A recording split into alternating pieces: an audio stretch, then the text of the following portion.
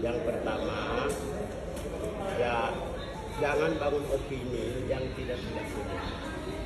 Saya melihat pemerintah ini atau Jakarta ini sering mengatakan semua orang sipil di Papua itu separatis, semua orang sipil di Papua itu OPM, semua orang sipil di Papua itu teroris, semua orang sipil di Papua itu mendukung OPM atau mempersenjatai. Itu kan semua gosip-gosip. Apalagi aparat sipil negara disinyalir sebagai yang mensupport organisasi Papua Merdeka. Saya kira Jakarta harus mengerti bahwa ya Jakarta sudah mengambil sumber daya alam. Jakarta sudah membunuh orang Papua. Ya, Jakarta sudah lakukan rasisme terhadap orang Papua. Jangan lagi menyakiti orang Papua dengan stigma-stigma yang tidak bertanggung jawab. Nah, kalau ada aparat atau pejabat-pejabat di Papua yang mensupport senjata kepada DPN OPN, ya kenapa Joko Widodo, Tito Karnavian maupun juga DPR RI mau ingin mekarkan 5 provinsi di Papua? Bukankah itu akan lebih berbahaya lagi? Hanya 1 provinsi saja Jakarta sudah merasa takut, sangat takut terhadap ASN yang ada di Papua. Jadi saya sudah dari dulu sudah sampaikan ke partai-partai politik. Ya, saya ketemu fraksi Demokrat, fraksi PKB, fraksi PKS, fraksi Golkar. Jangan mekarkan Papua. Kalau mekarkan Papua, nanti kamu curiga terus. Kalau eskalasi konflik, kekerasan terhadap konflik di Papua itu meningkat, nanti kekerasan terhadap para pendatang itu meningkat. Kekerasan terhadap pendatang meningkat itu ditunjang karena adanya rasisme sistemik yang justru dilakukan oleh para menteri, justru dilakukan oleh para pejabat, justru dilakukan oleh gubernur di Indonesia. Bukan oleh, karena itu orang Papua sakit hati terhadap mereka.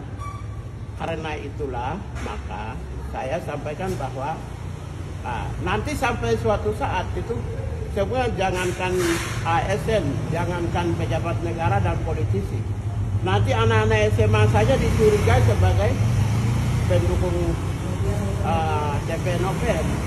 Itu artinya Jakarta sudah stres. Kalau Jakarta stres, kesimpulannya saya meminta pemerintah buka keran dialog.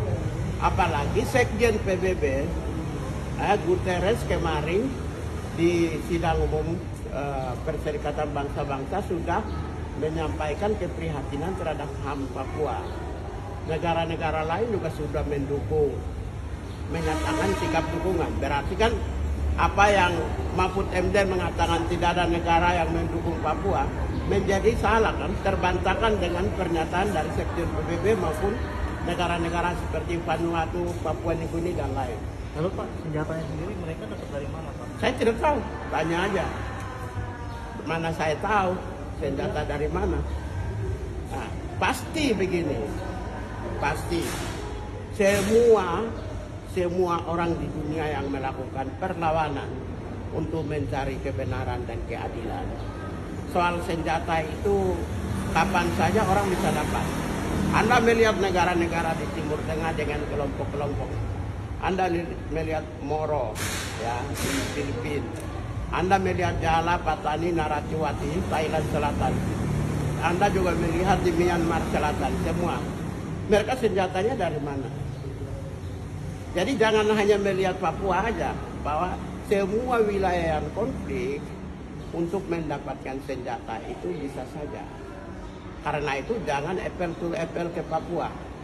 Semua negara-negara Timur Tengah, elemen-elemen yang memperjuangkan keadilan, saya pakai keadilannya, saya tidak mau pakai bahasa yang agak keras. Nah, yang memperjuangkan keadilan, dapat senjata yang modern, yang canggih, yang luar biasa, itu pasti bisa dapat.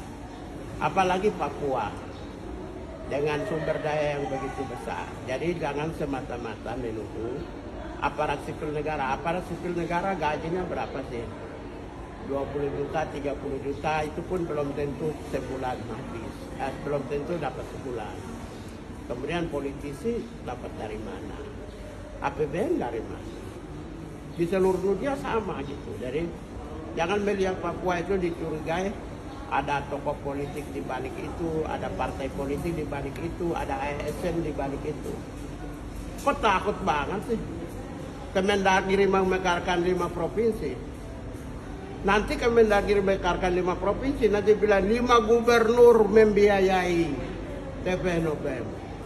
Kemudian 5 sekda biayai TPNOPM. Sekian banyak pegawai ASN di 5 provinsi membiayai TPNOPM sehingga Papua jadi bumi hangus karena konflik perang antar Papua dengan tentara aparat, dengan perang Papua dengan masyarakat kaum migran. Mungkin terakhir Pak, sebetulnya ada yang pertolongan nggak sih Pak kalau memang dikasih, ataupun harapannya apa sih Pak? Takutnya harapannya cuma satu, dialog. Pemerintah pusat jangan tutup keran dialog.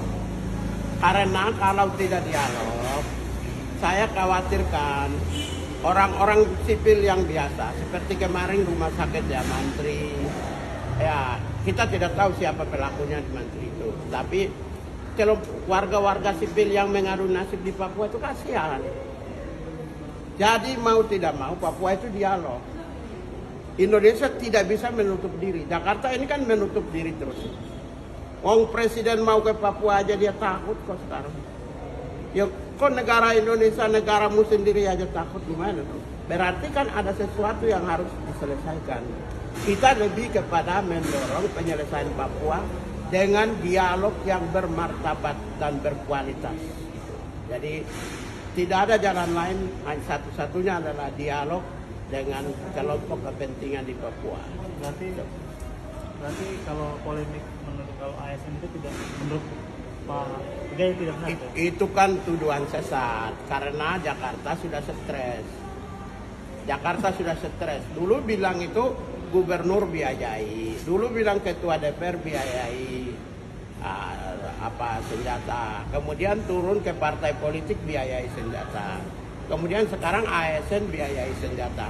Jangan-jangan besok itu ada tuduhan lagi ibu rumah tangga biayai senjata. Nggak bisa, karena stres. Kalau stres, satu-satunya penyelesaian stres itu adalah dengan cara dialog yang bermartabat dan damai. Oke.